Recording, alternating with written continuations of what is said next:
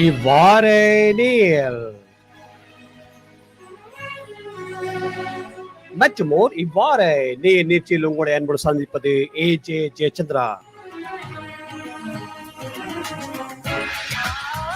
ஆம்நேர்களே, இவ்வாறு நேராக கலந்து சிறப்பிக்கிறார் யாழ்ப்பாணத்திலிருந்து ஹிமாலயா கிரியேஷனுடைய தலைவரும் மற்றும் பல திறமைகளை தன்னகத்தை கொண்டிருக்கின்ற துவாரகன் ரங்கநாதன் அவர்கள்.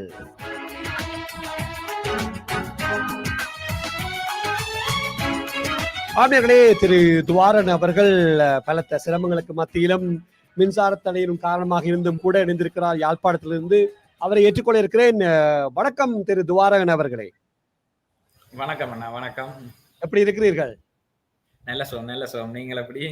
சந்தோஷமா இருக்கிறது. இவ்வளவு தடைகளுக்கு மத்தியிலும் மின்சாரம் இல்லாவிட்டாலும் கூட கையடக்க, அதாவது ஒரு கணனி ஓடு இணைந்திருக்கிறீர்கள். பாராட்டுகளும் வாழ்த்துக்களும். இந்த வேளையில துவாரகனை பற்றி அறியணும் என்றால் நேர்களே, ஒரு பல திறமைகளை தன்னகத்தை கொண்டிருக்கிற ஒரு கலைஞன், குரல் வளத்தோடு பாடக்கூடியவர், ஒரு நிறுவனத்தை நடத்தி கொண்டிருக்கின்றார். துவாரகன், கூறுங்களேன், உங்களுடைய கலை பயணம் எத்தனையாம் ஆண்டு எண்ணத்தோடு ஆரம்பமானதுன்னு நேர்களுக்கு கூறுங்களேன். வணக்கம் அண்ணன். ஆஸ்திரேலியன் தமிழ் ப்ராட்காஸ்டிங் கார்ப்பரேஷன் நேயர்கள் எல்லோருக்கும் இந்த சந்தர்ப்பத்தில் வணக்கத்தையும் அண்ணனுக்கு ஜெயச்சந்திரா அண்ணனுக்கு நன்றியையும் தெரிவித்துக் கொண்டு 2007ஆம் ஆண்டு நான் ஏஎல் எடுத்தேன். ஏஎல் படிச்சு கொண்டிருக்கிற காலப்பகுதியில நான் ஒரு காதல் பாடல்கள் எழுதி ஒரு ஆல்பம் உண்டு, அதுக்கு மெட்டையும் போட்டு ஒரு ஆல்பம் ஒன்று ரெடி பண்ணி கொண்டிருந்தேன்.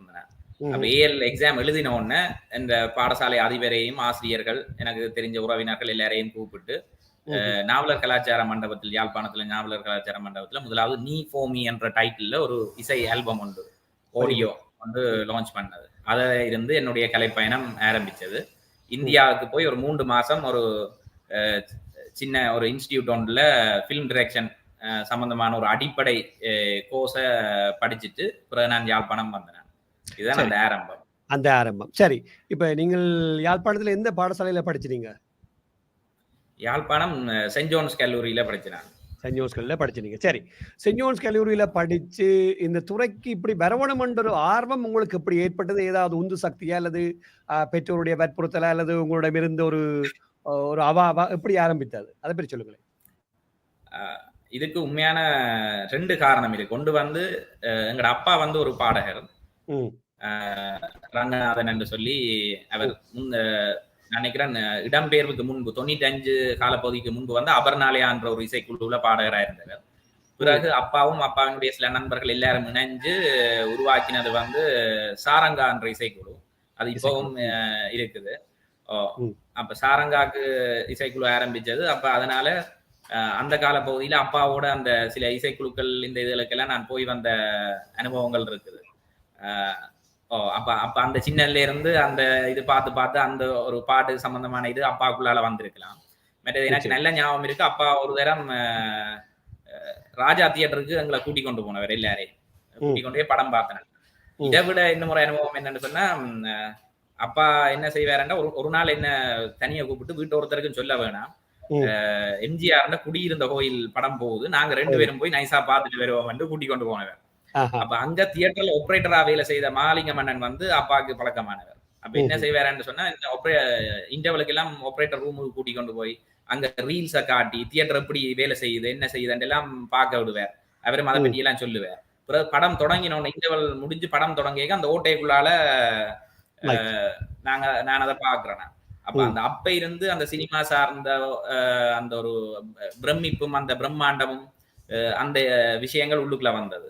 அதே நேரம் அப்பா வீட்டை வந்து ஒரு சின்ன ப்ரொஜெக்டர் மேரி ஒன்று செய்து, அவரும் தியேட்டர்ல ஒரு ஏழு எடுத்துட்டு ஒரு கொஞ்ச நாள் தியேட்டர்ல வேலை செய்திருக்கிறார்.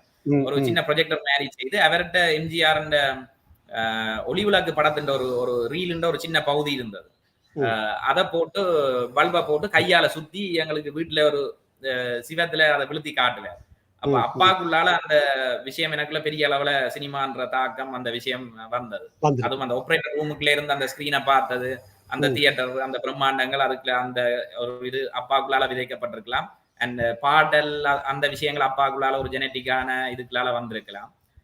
இதை விட நான் இயல்பாவே ஏதோ திரைப்பட நடிகர் திரு ரஜினிகாந்த் அவர்களுடைய ஃபேன் ஆயிட்டேன். அப்ப சின்னதுல இருந்து அவற்ற படங்கள் பாக்குறது ஆரம்பிச்சதுல இருந்து அது ஒரு இதாயிட்டு. எங்கட வீட்டுல ஒரு இது என்னன்னு சொன்னா, எனக்கு இந்த ஏஎல் படிப்பா இருந்தாலும் சரி, என்னுடைய திருமணமா இருந்தாலும் சரி, எல்லாத்துக்குமே அவர்கள் அந்த சுதந்திரம் என்ற ஒன்றை கொடுத்திருந்தவர். பிள்ளை விரும்பினதை செய்ய வேணும்.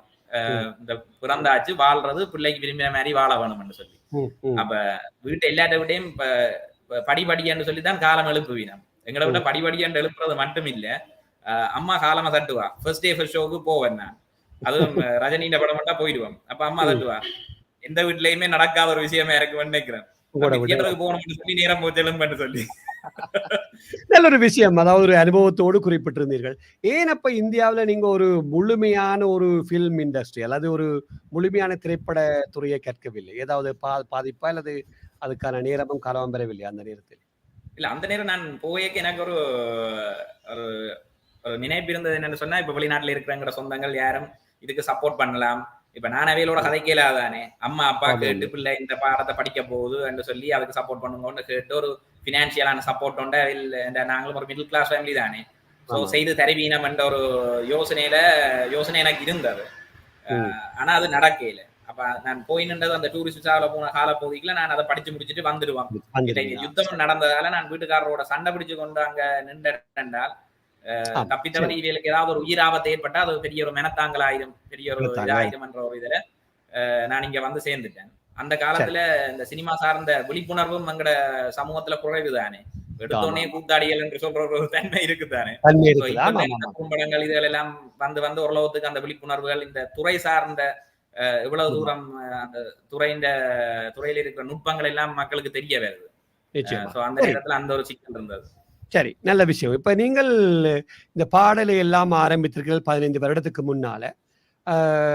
இந்த பாடலை எழுதுவதற்கும் முனைந்திருப்பதாக அறிந்திருக்கின்றோம்.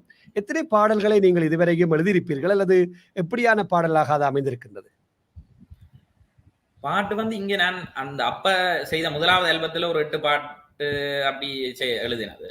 பிறகு வந்து நான் இது பாடல் என்று சொல்லி தொடர்ந்து பாடல் ஆசிரியரோ பாடல் எழுதுறன்னு சொல்லி அதுல பெரிய அளவுல மினக்கடையில ஒரு 10-15 பாடல்கள் எழுதி இருக்கிறோம். அது ஒரு ஆல்பமாகவோ இல்ல பெரிய ஒரு காணொலி வடிவத்திலேயோ அதை நாங்க செய்யல. 1-2 தான் அப்படி வந்திருக்குது.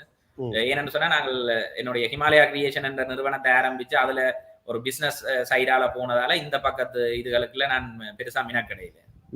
சரி, நல்ல விஷயம்.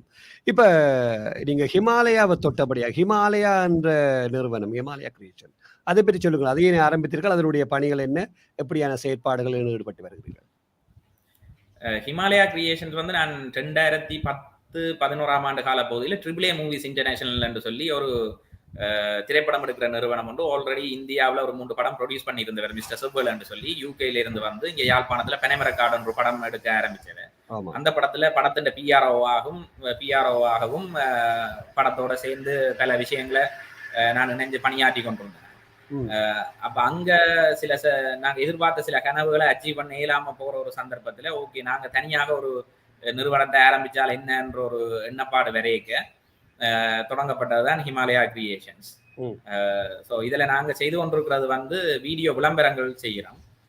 இது ஆரம்பிக்கப்பட்டது 2012ஆம் ஆண்டு. இப்ப 10 வருஷம் ஹிமாலயா ஆரம்பிச்சு அதை விட லோக்கல் இன்டர்நேஷனல் என்ஜிஓஸ் கவர்மெண்ட் டிபார்ட்மெண்ட்டுக்கான விவரண படம் ஆவணப்படம் என்று சொல்லுவாங்க தானே, டாக்குமெண்ட்ரிஸும் அதோட விழிப்புணர்வு படங்கள் அவேர்னஸ் வீடியோஸ் இதுதான் நாங்கள் மெயினாக ஹிமாலயா மூலமாக இப்ப கடந்த 10 வருடம். இது தனிப்பட்ட உங்களுடைய நிறுவனமாக இருக்கிறதா அல்லது வேறு சிலர் இணைந்து கூட பணியாற்றுகிறார்களா? இந்த நிறுவனம் வந்து நானும் தம்பியும் தான் இப்ப இதை நடத்தி கொண்டிருக்கிறோம். முதல் வந்து பெர்மனண்டா தம்பியினுடைய என்னுடைய நண்பர்கள் எல்லாம் பெர்மனன்ட் ஸ்டாஃபா இருந்து இதை செய்த நாங்கள். ஆனா இங்க இது ஒரு தொழில்துறையாக பெரிய அளவுல இல்லாததால இதை தொடர்ந்து நாங்கள் மாதாந்த சம்பளம் கொடுத்து இதை கொண்டு நடத்த இல்லாத ஒரு சூழல் வந்ததால இப்ப நானும் தம்பி மட்டும்தான் இதை நடத்தி கொண்டிருக்கிறோம். அந்தந்த ப்ரொஜெக்ட் வரும்போது ப்ரொஜெக்ட் பேசிஸா இதுல வந்து எங்களை நண்பர்கள் வந்து இணைஞ்சு பணியாற்றி கொண்டிருப்பார்கள். சரி, நல்ல விஷயம். நல்ல ஒரு நட்பு வட்டத்தோடு பயணித்துக் கொண்டிருக்கிறீர்கள். சரி, நான் ஒரு நல்ல ஒரு எழுத்தாளர், ஒரு பாடலாசிரியர், ஒரு பாடகரை வைத்துக்கொண்டு ஒரு பாடலை பாடாவிட்டால் முகநூலில் பல பாடல்களை எல்லாம் ஹம் பண்ணி படிவா பாடியிருக்கிறீர்கள். நேர்களுக்காக ஒரு பாடல், ஒரு சரணம், ஒரு பல்லவி இருந்தால் என்ன பாடல் தருவீர்கள்? பாடி காட்ட முடியுமா? ஓமோ, இப்ப கிட்டடியில நான் எழுதி இது செய்த பாடல் உண்டு, அதை பாடுறேன். இந்த உலகத்துல உன்னை போல அழகி யாரும் இல்ல, அட அழகி யாரும் இல்ல. இந்த உலகம் எங்கும் உன்னை மிஞ்சும் கவிதை எங்கும் இல்ல, அட கவிதை எங்கும் இல்ல. அட உண்மையிலதான் கிறுக்கு புடிச்சு அலையிறேண்டி புள்ள, அட உண்மையிலதான் கிறுக்கு புடிச்சு அலையிறேண்டி புள்ள. குலசாமி போல இந்த வரத்தை அள்ளி கொடு மெல்ல, நீயும் அள்ளி கொடு மெல்ல. காலம் பூரா கூட வச்சு காப்பாத்துவான் உன்னை, இவன் காப்பாத்துவான் உன்னை. குலசாமி போல இந்த வரத்தை அள்ளி கொடு மெல்ல, நீயும் அள்ளி கொடு மெல்ல. எந்த ஊனரக்கம் போச்சுதடி உந்தன் கண்ணால, அம்மா உந்தன் கண்ணால. இந்த பாவி உசுர இழுத்து போற உந்தன் பின்னால, ஐயோ உந்தன் பின்னால. 7 கடல் மலை தாண்டி உன்ன கொகையில வச்சாலும் நான் உன்னை தேடி வந்து கூட்டிக்கிட்டு போவேனடி. இந்த உலகத்துல உன்னை போல அழகி யாரும் இல்ல, அட அழகி யாரும் இல்ல. சரி, நல்லொரு விஷயம். இது ஏதோ ஒரு தாக்கத்தோட பாடப்பட்டதா, எழுதப்பட்டதா? அது ஏதாவது இருக்கிறதா? சூட்சுமம் இல்ல ஏதாவது இல்ல இது தாக்கம் ஒன்றும் இல்ல. இது இயல்பா ஒரு நாள் ஸ்டூடியோக்கு போயேக்க, ஸ்டூடியோ படியில ஏறி மேல போயேக்க டக்குன்னு வந்த வரிகளும் மட்டும். அப்ப அப்படியே போய் ஸ்டூடியோல ரெக்கார்ட் பண்ண பாட்டு. நல்ல விஷயம். அருமையா இருக்கிறது. அதாவது எங்களுடைய மண் வாசனையோடு கூடியதாக சொல்லுவார்களே, தென்னிந்தியாவோ அல்லது இலங்கை எடுத்துக்கொண்டால் ஒரு ஒரு கிராமத்தோடு இருக்கின்ற ஒரு மண் வாசனையோடு வருகின்ற ஒரு அருமையான பாடல் வரிகளாம் இருக்கிறது. அது உங்களுடைய அருமையான குரல் வந்ததுக்கு பாராட்டுக்களும் வாழ்த்துக்களும் துவாரகன். நன்றி நன்றி அண்ணன் நன்றி. சரி, நீங்கள் இது பக்கம் சில வேளையில இந்த தென்னிந்திய சினிமா பாடல்களையும் ஒரு வித்தியாசமான வழியில பாடியிருக்கிறீர்கள். அதுல ஒரு வரிகளை தாருங்களேன். தென்னிந்திய பாடல் என்றால் கன பாடல்களை முகநூலில் பாடியிருக்கிறீர்கள். எப்படியான ஒரு பாடலோட தாருங்கள். அருமையாக சில பாடல்கள் எல்லாம் எடுத்து பாடியிருக்கிறீர்கள். ஒரு பாடலை தாருங்கள் நேர்களுக்காக. ஆம்னர்களே, துவாரகன் அவர்கள் இணைந்திருக்கின்றார்கள். ஒரு பல கலைஞர், பல குரலோடு பேசக்கூடியவர், பல திறமைகளை கொண்டிருக்கிறவர். இப்பொழுது இன்னொரு பாடலையும் பாட இருக்கிறார். கேட்டு பார்ப்போம்.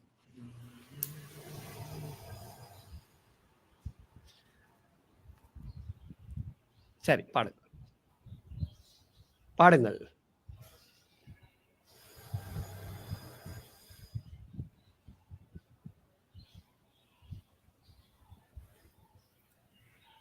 பாடுகிறீர்களா? நதியும் நிலமும் ஒரு நாள் மறையும் காலம் வந்தாலும், காற்று நின்றாலும் நீ பிரியாதிரு உயிரே பிரியாதிரு. வானும் மண்ணும் நீரும் ஒரு நாள் மறையும் காலம் வந்தாலும், காற்று நின்றாலும் நீ பிரியாதிரு சகியே பிரியாதிரு. பாதி ஜீவன் பிரியும் போது மீதி வாழுமா சகியே பிரியாதிரு. வெண்மையே பிரியாதிரு. முள்ளிலே கிடந்தாலும் ஆணி மேல் நடந்தாலும், முள்ளிலே கிடந்தாலும் ஆணி மேல் நடந்தாலும், கண்மணிமை தீண்டினால் காயங்கள் பூவாகும். காதலி கஞ்சாடையில் சிலுவையும் சிறகாகும். எந்த மாதமும் பௌர்ணமியே தேயாதிரு அங்குலமும் நீங்காதிரு. அருமையிலும் ஹரிஹரனுடைய பாடல் அருமையான பாடல் ஒன்று. மிகவும் கடினமான ஒரு உங்களிடமிருந்து ஒரு சொல்வார்களே ஆங்கிலத்தில் ஒரு பேஸ் வாய்ஸ் ஒன்று தன்னை பாட்டில் வருகிறது. அருமையாக இருக்கிறது. நான் நினைக்கிறேன் இந்த உங்களுடைய தந்தையருடைய குரல் அல்லது அவருடைய பார்த்து பழகிய அனுபவம் உங்களிடம் தெரிகிறது, பார்க்க தெரிகிறது. அருமையாக பாடுகிறீர்கள் துவாரகன். நன்றி நன்றி அண்ணா. நிச்சயமாக நேர்களே, ஒரு சிறிய இடைவெளிக்கு பின்னர் மீண்டும் துவாரகனை எடுத்துக்கொள்வோம். நேர்களே, நீங்களும் இந்த நிகழ்ச்சியில் உலகத்தின் எந்த மூலையிலும் இருந்தாலும் கூட கலந்து சிப்பிக்கலாம். நீங்கள் செய்ய வேண்டியதெல்லாம் ஒன்றே ஒன்று, உங்களுடைய விருப்பத்தை எங்களுக்கு மின்னஞ்சல் மூலமாக அனுப்பி வைக்க வேண்டும். நீங்கள் மின்னஞ்சல் செய்ய வேண்டிய முகவரி atbcsongs@hotmail.com என்பதையும் உங்களுக்கு மீண்டும் அறிய தருகின்றோம். இந்த நிகழ்ச்சியானது சிட்னி நேரம் ஒவ்வொரு திங்கட்கிழமைகளிலும் அதாவது இரவு நேரம் 9:30 ஒலிபரப்பாகும் என்பதையும் உங்களுக்கு மீண்டும் அறிவித்து தருகின்றோம். நேயர்களே, துவாரகரிடமிருந்து இன்னொரு திறமையை பார்க்க போகின்றோம். ஒரு கிரியேஷன் ஒன்றை ஸ்டார்ட் பண்ணி செய்து கொண்டிருக்கின்றார். அதே வழியில பாடுகின்றார், எழுதுகின்றார். இன்னொரு விஷயம், அதாவது சில கதைகளை ஒரு குரலில் நீங்கள் நடித்து அல்லது பேசி காட்டுங்கள். அதன் குறிப்பாக இந்த நாங்கள் சிறு வயதில் இருந்த, அதாவது உங்களுக்கு முன்னர் இருந்தாக்கள், வயதில் மூத்தவராக இருக்கிறோம் நினைக்கின்றேன். இந்த ராணி காமிக்ஸ், முத்து காமிக்ஸ் வந்த காலம் தென்னிந்தியாவில் இருந்து அந்த கால சிறுவர்கள் 80கள் இருந்தவர்களுக்கு தெரிந்திருக்கும். இந்த ராணி காமிக்ஸ், முத்து காமிக்ஸ், அதுக்கு பிறகு இந்த வானொலிமான அம்புலி மாமா, மாயாவி, மாறு, இப்படி விடயங்கள்லாம் இந்த புத்தகங்களை வாங்குவதற்காக காசை சேர்த்து பூபாலன் சிங்கம், புக்டி போவில் என்ற காலம் எல்லாம் பலருக்கு இருக்கும்.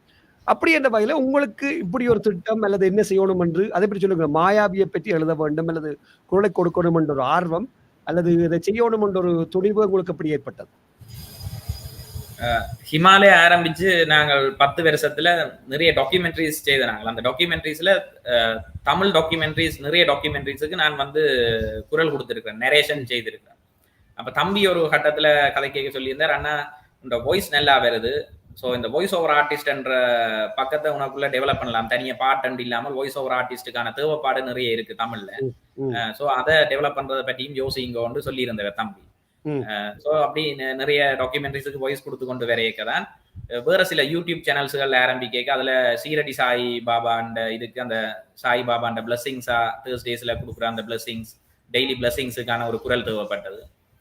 ஸோ அந்த இது மற்றது சில கவிதைகள், நான் எழுதுற கவிதைகள் சில இதுகளை நான் அதே குரல்ல ஒரு வாய்ஸ் ஓவர் ஆர்டிஸ்டா குரல் வழங்கி இருந்தேன்.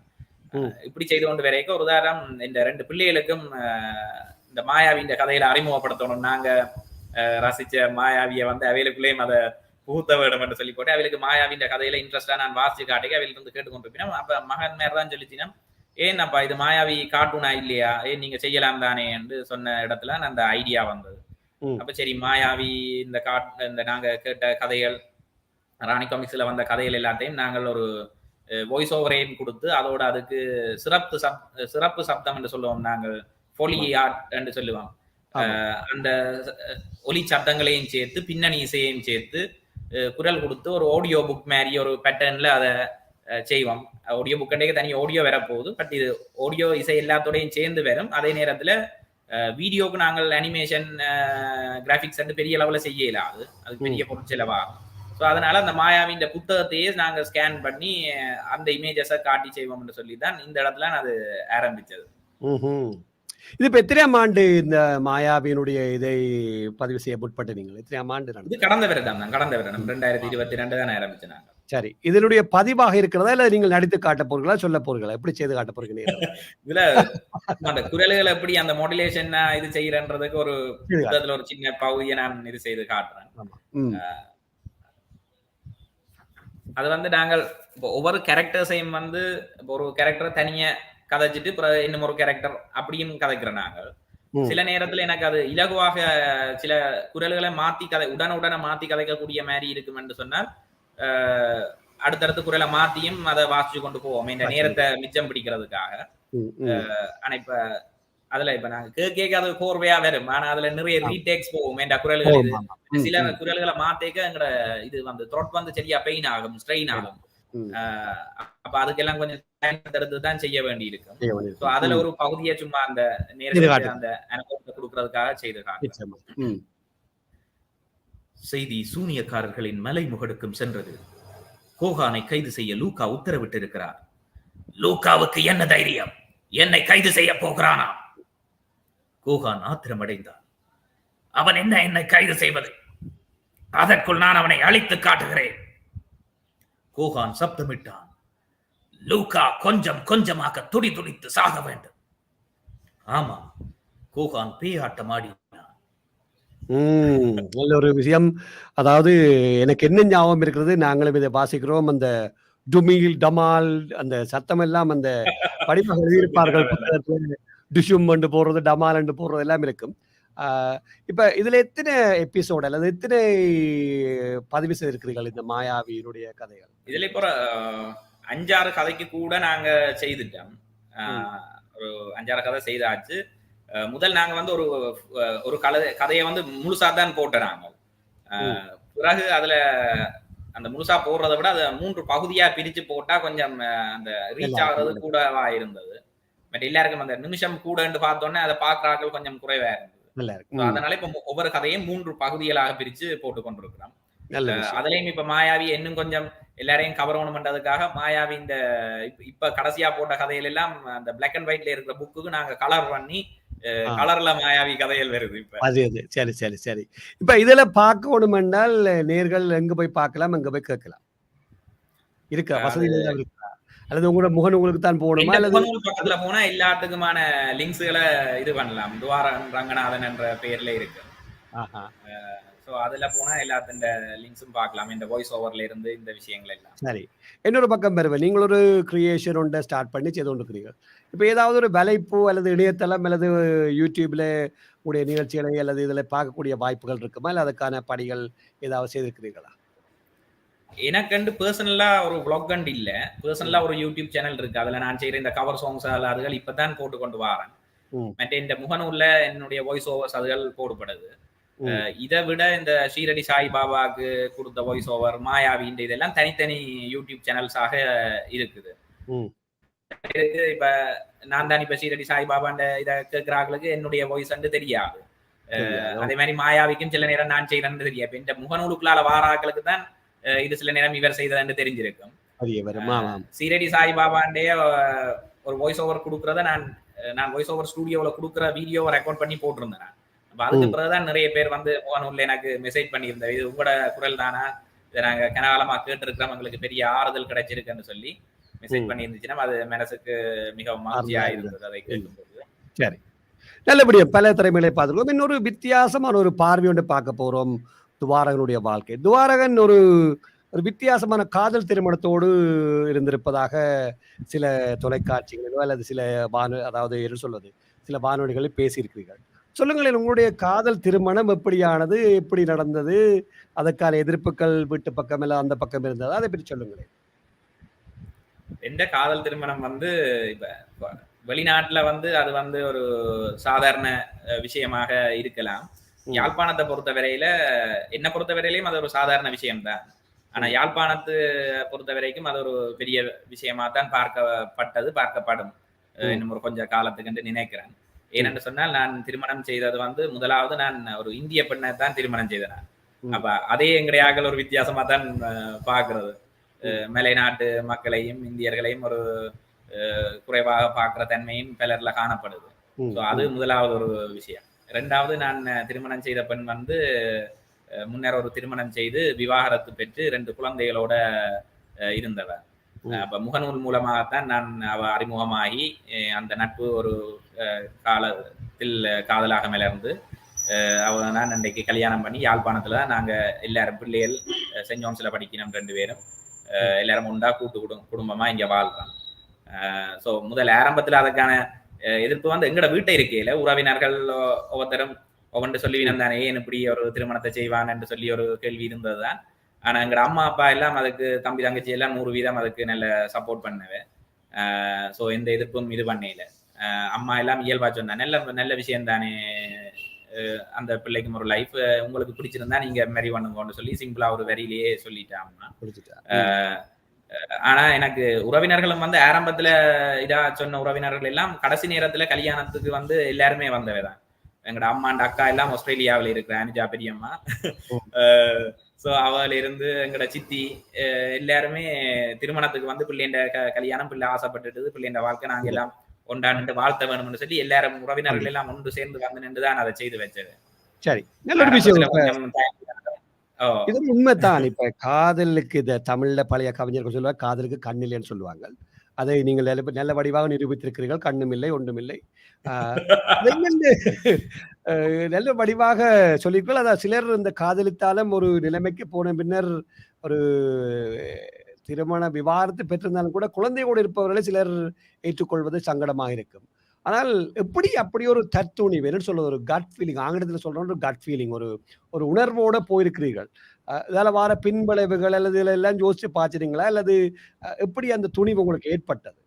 அத எப்படி சொல்லுவ? அந்த உணர்வு எப்படி இருந்தது? இல்ல நீங்கள் நீங்க இப்படி ஒரு சொன்ன முடிவு மாரியே எடுக்க தான் காதலுக்கு கண்ணில் ஏற்ற மாரி அந்த சொல்றதானே, கண்ணின் கடைப்பார்வை காதலியர் நிச்சயமா. காட்டிவிட்டால் மண்ணில் குமரருக்கு மாமலையும் ஒரு கடுகாவண்டு. ஆமா. அப்படி அந்த ஒரு காதல் தந்த ஒரு விஷயம் ஒன்று இருக்குது. மலையெல்லாம் கடுகா தெரிஞ்சது ஒன்று இருக்கு. ம். அதையும் தாண்டி எதையுமே நான் இதன் பின்விளைவு என்ன? பிள்ளைகள வளர்க்கறதுல வர பிராக்டிகல் இஷ்யூஸ் என்ன? அதான் நான் சொல்லுவேன். ஒரு இன்ஸ்டன்ட் காஃபி மாரி நான் இன்ஸ்டன்ட் ஃபாதர் ஆயிட்டேன்னு சொல்லி. ஆயிட்டுன்னு. சோ ஆமா. அப்படியா அதனால வர்ற பினான்சியலான விஷயங்களா இருந்தாலும் சரி, பொறுப்புகளாகட்டும், பிள்ளைங்க ஸ்டடீஸ் ஆகட்டும், சொசைட்டிய ஃபேஸ் பண்றதாகட்டும், ம். இதுல சைக்காலஜிக்கலான விஷயங்கள், பிரச்சனை. என்னுடைய மனைவியினுடைய, பிள்ளையினுடைய உள ரீதியான விஷயங்களாகட்டும், என்னுடைய அப்பா, அம்மா நாங்க எல்லாம் ம். ஒன்றா இருக்கிறோம். அவைகளுடைய ம். உளவியல் பிரச்சனைகள். ம். இதுகள் எல்லாத்தையும் நான் கருத்துல எடுக்காம இந்த திருமணத்துக்குள்ள போகையில. இது போயில. எல்லாத்தையும் ஒரு ஒரு ஒரு அலசி கால்குலேஷன் ஒன்று ஆராய்ஞ்சிட்டீங்க. எனக்கு இருந்தது. இது இப்படி இப்படி சமாளிக்க வேணும், இத இப்படி கொண்டு போக வேணும் என்ற சொல்ல ஒன்று சரி. இருந்தது.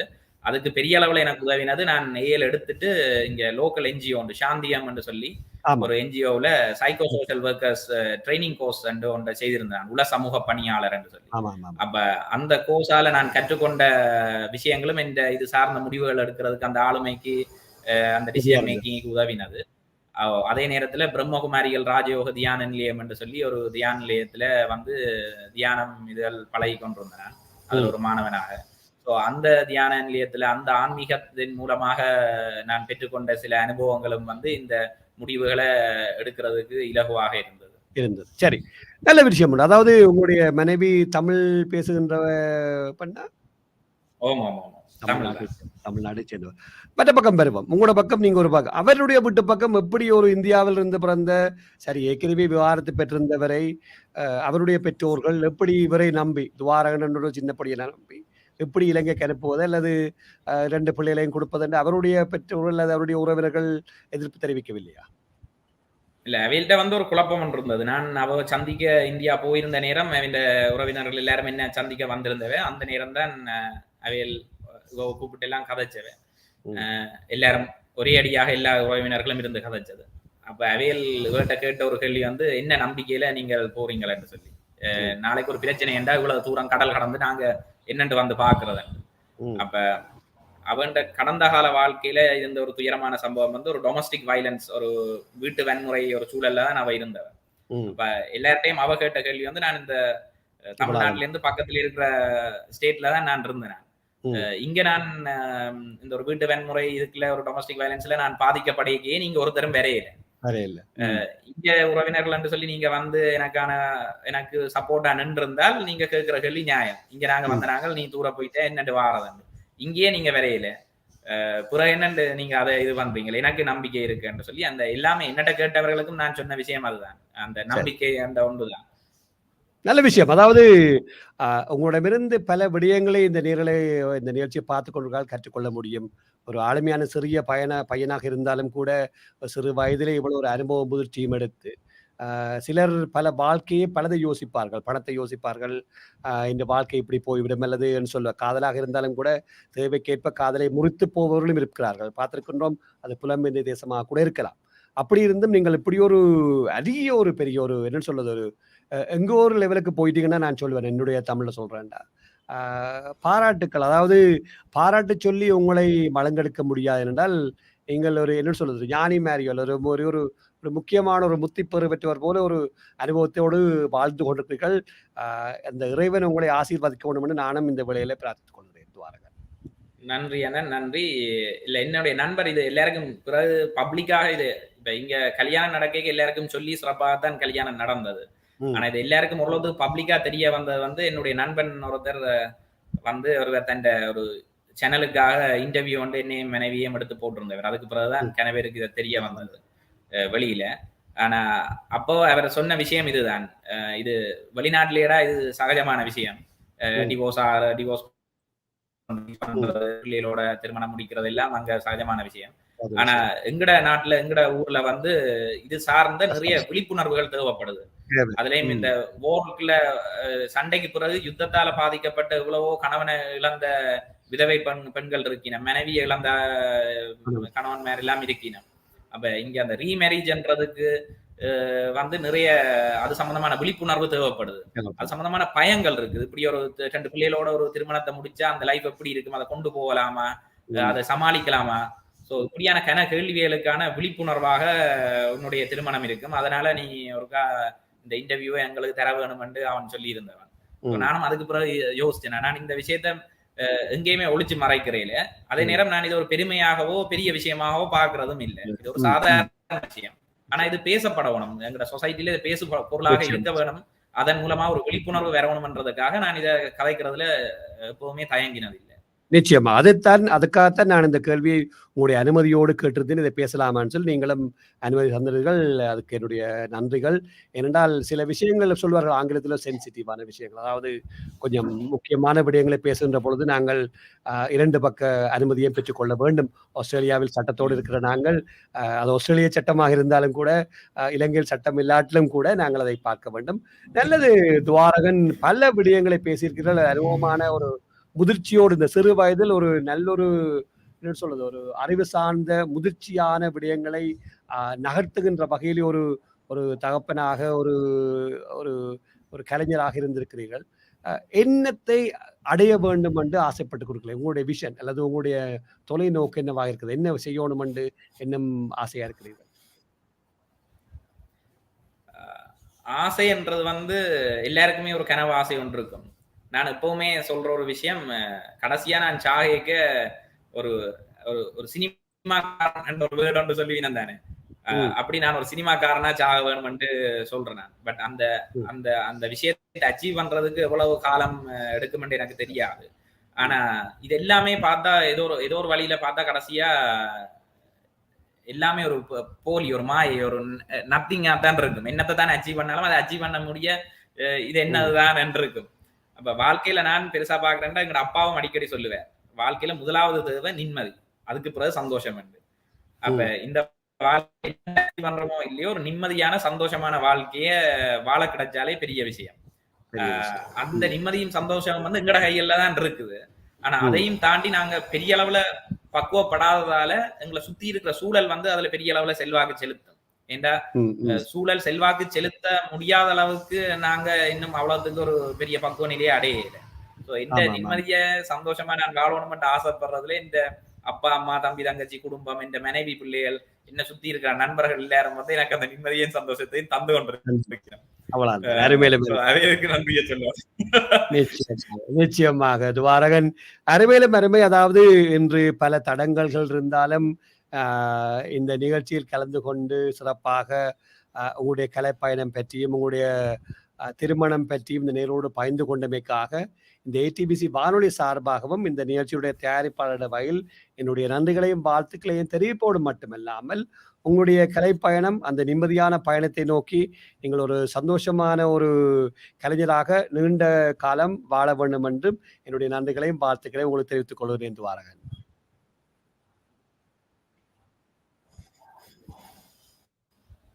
நன்றி அண்ணா, மிக்க நன்றி. ஆஸ்திரேலியன் தமிழ் புரோட்காஸ்டிங் கார்பரேஷனுக்கும் ஜெயச்சந்திர அண்ணாக்கும் வந்து மிகவும் நன்றி. அண்ணா எப்பயோ கனகாலத்துக்கு முதல் கேட்டிருந்தவர் இதை செய்யணும் என்று சொல்லி. எனக்கும் நேரங்கள் சரியா வரையில எங்க வீட்டுல இறப்புகள் இதெல்லாம் நடந்தது. அப்ப அதனாலேயும் அது தள்ளி போயிட்டுது. ஆனா அண்ணா வந்து இது ஒரு பெரிய நோக்கம், நிறைய இளம் கலைஞர்களை ஒரு சாதிச்சு ஒரு இதுல சாதனையாளர்கள் அண்டு இல்ல, அந்த சாதனை பயணத்துல போய்கொண்டிருக்கிறார்கள் எல்லாரையும் எடுத்து ஊக்கப்படுத்தணும் என்ற ஒரு பெரிய வேலையை அண்ணா செய்து கொண்டிருக்கிறார். அதுவும் எங்கட யாழ்ப்பாணத்துல ஈழத்துல இருக்கிற கலைஞர்களை புலம்பெயர் தேசத்துல இருக்கிற மக்களுக்கு ஒரு அறிமுகப்படுத்தி வைக்கிறதுன்றது ஒரு பெரிய விஷயம். ஏண்டா இதன் மூலமாக தனிய இந்த அறிமுகம்ன்றது தனிய இன்டர்வியூவோட முடிஞ்சிடாது. அது நிறைய அவர்கள்ட்ட இருந்து வாழ்த்துக்களையும் ஆசீர்வாதங்களையும் அதை தாண்டி நிறைய ஈவன் பிசினஸ கூட அது ஏற்படுத்தி தரும். இப்ப அவையில கூட கடைசியா நாங்க செய்த ஒரு பெரிய ப்ராஜெக்ட் வந்து ஆஸ்திரேலியாவில் இருக்கிற என்ஜினியர் மாணிக்கவாசர் என்று சொல்லி, பாலசிங்கம் மாணிக்கவாசர் ஆங்கிள் என்று சொல்லி அவர் மூலமாக ரிவர் ஃபோர் ஜெஃப்னா என்ற ஒரு யாழ்ப்பாணத்திற்கான ஒரு ஆறு என்ற ஒரு தலைப்புல ஒரு டாக்குமெண்ட்ரி ஒன்று நாங்கள் செய்திருந்தாங்க ஹிமாலயா கிரியேஷன்ஸுக்கு. அது வந்து எனக்கு ஒரு பெரிய பட்ஜெட்ல ஆஸ்திரேலியாவில இருந்துதான் அது அந்த ப்ராஜெக்ட் எனக்கு கிடைச்சது. ஸோ இந்த இன்டர்வியூ வந்து வெறுமனே ஒரு ஜஸ்ட் வந்து எனக்கு மட்டும் இல்ல, மற்ற கலைஞர்களுக்கும் வந்து தனியாவில அறிமுகப்படுத்துறது இல்ல. அதன் மூலமான ஒரு பிசினஸையும், ஆசீர்வாதத்தையும், வாழ்த்துக்களையும் பெரிய அளவுல பெற்றுத் தர்ற ஒரு விஷயமா அமைஞ்சிருக்குது. அதை ஏற்படுத்தி தந்த அண்ணாவுக்கும், நேயர்களுக்கும் நன்றி. நன்றி, வணக்கம்.